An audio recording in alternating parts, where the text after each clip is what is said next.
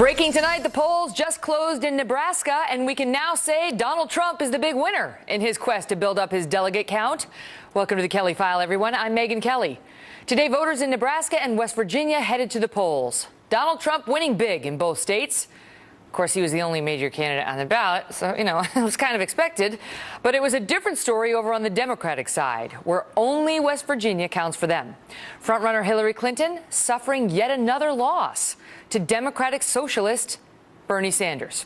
Now, you may recall West Virginia has been hit hard by coal's decline. And folks there did not take kindly to Mrs. Clinton's suggestion that she would put a lot of coal miners and companies out of business. But this is not the end of Mrs. Clinton's problems. New polling indicates her likely matchup with Donald Trump may be tighter than previously thought. Not only that, she has a big problem with male voters. We'll have more on that just a little later in the hour. Plus, we'll be joined by Britt Hume in moments.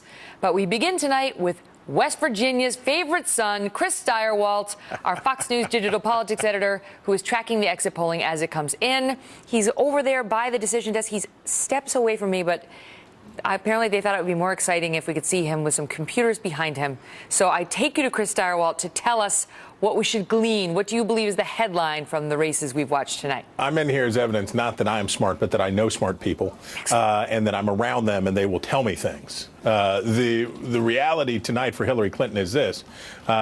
We could probably go ahead and make a call on the West Virginia general election vote.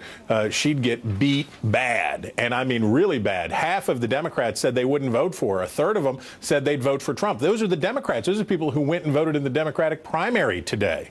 What this tells us is that when it comes to white voters, and West Virginia is the perfect core sample of white working class voters in America, what it tells us is when it comes to these voters, especially among men, it is a disaster. You made a reference to those polls in Ohio, Pennsylvania, Florida that showed the same thing.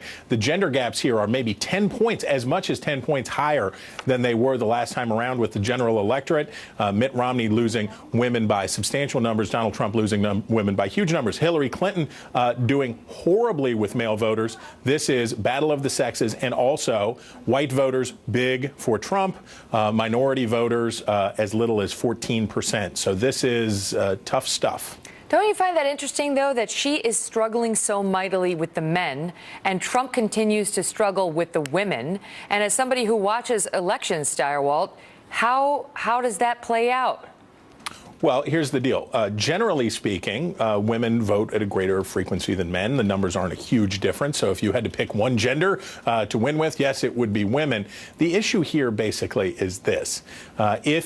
This cannot persist. It will not persist that you can have such a wide delta.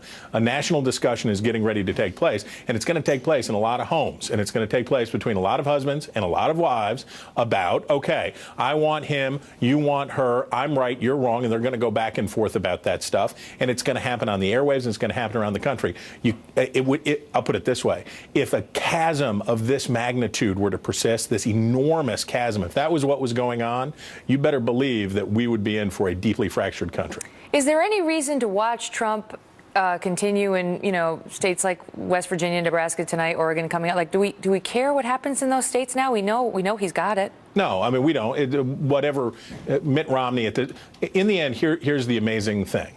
Donald Trump had about the same share of the primary vote as both Mitt Romney and John McCain when the race ended, about 40%. But he got it before the race ended, you're saying? Right. No, the race has ended. After Indiana, when it was kaput, and the last guy, Ted Cruz said, I might run if we click our heels together 3 times and everybody in Nebraska says I'm the guy, maybe I'd get back in. Give me a break. The reality is when it was over after Indiana and they all dropped out, they had the same share. Donald Trump did about as well. Now, he has some things going against him, particularly that nobody's ever gotten more votes against him than in a Republican primary than him. But he did about as well as Romney. He did about as well as McCain. But the situation around him looks very different than it did for those two. In what way? In the fact that he's facing these chasms. Right. There was not this strong objection from women, from Hispanics, from young people, and so on, that at least exists right now. Chris, great to see you. You bet. For the Clinton campaign, tonight's results in West Virginia are a far cry from 2008. Watch. Thank you, and God bless you, and God bless America. That's Mrs. Clinton from 8 years ago delivering her victory speech after beating then-Senator Barack Obama by a 41-point margin. What a different story tonight. And it may be revealing a big problem for Mrs. Clinton in her matchup against Donald Trump. Britt Hume is our Fox News senior political analyst. Britt, wow, it's incredible when you think back about that. You forget about how badly she crushed Barack Obama and could not manage to squeak out a win tonight. What does it tell you? Well, it is this night, in more than one respect, is all about her weakness as a candidate. Her weakness, surprising weakness, despite the odds now in her favor among Democrats. The new polling out today in those 3 battleground states that you mentioned earlier suggests that she is far weaker as a general election candidate in those key states than one might have imagined against Donald Trump. So that's your story tonight, and I think it has a lot to do, Megan, with the economy in West Virginia. That is to say, the West Virginia piece of this does, because the coal industry has had a rocky history over a very long period of time, boom and bust cycles, and now, of course, you have this concerted effort on the part of the Obama administration to basically put the coal industry out of business. And when Hillary Clinton made that comment, you know, we're going to be putting a lot of coal companies out of business, she was speaking the truth. And she later said she misspoke, and she didn't mean to say that. Well, she didn't. What she said was that it was robbed of the context in which she was promising a big job training program and other aid for displaced miners. But the problem is, of course, that a lot of these people who work in the coal mines, I wrote a book about the coal industry years ago, it's not that they love the job, it's hard work, but they are wedded to their region. And coal has been a way of life in those Appalachian regions for a long time. And what they all sense is that that what's needed is to get the regulatory boot off the neck of that industry. Mm-hmm. And it's pretty clear that Hillary Clinton, with her fidelity to the green interests and so on, isn't about to do that. And that is why that statement was so revealing. Not because it was a falsehood, but because it was true, and it made it clear that she's not going to change anything. She's simply going to try to apply some kind of assistance to the people in that region. Meanwhile, old Sanders continues to burn. I mean, he's not out of it yet. He continues to win.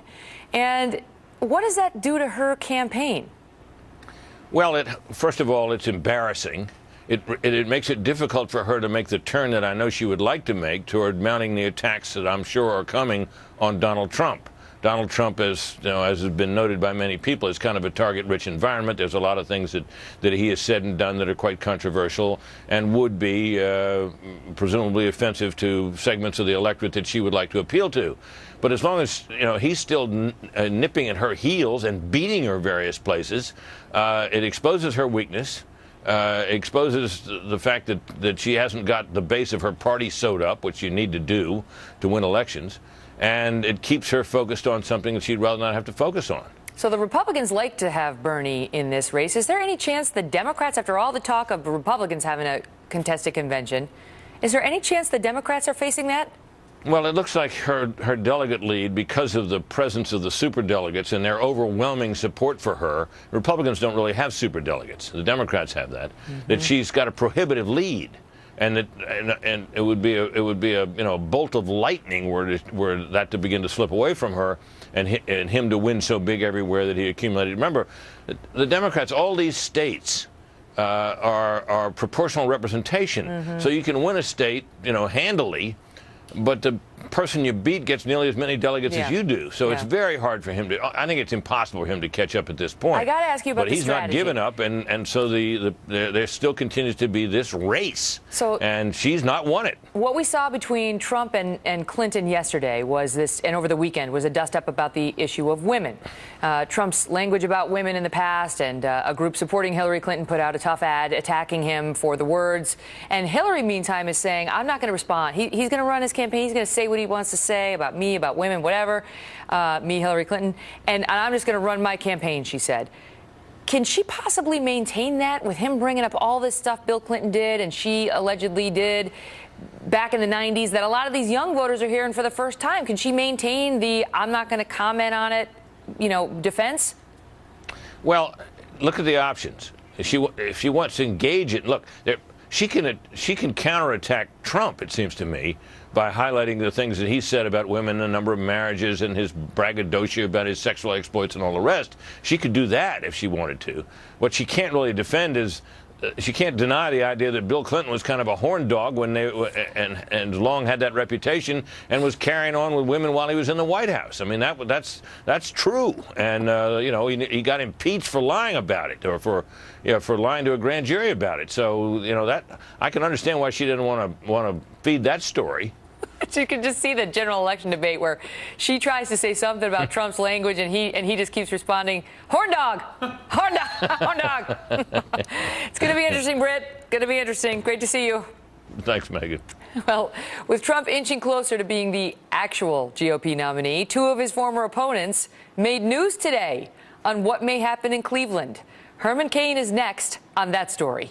Plus, we've got new reaction tonight to a stunning poll on Donald Trump versus Hillary Clinton in 3 of the must-win states.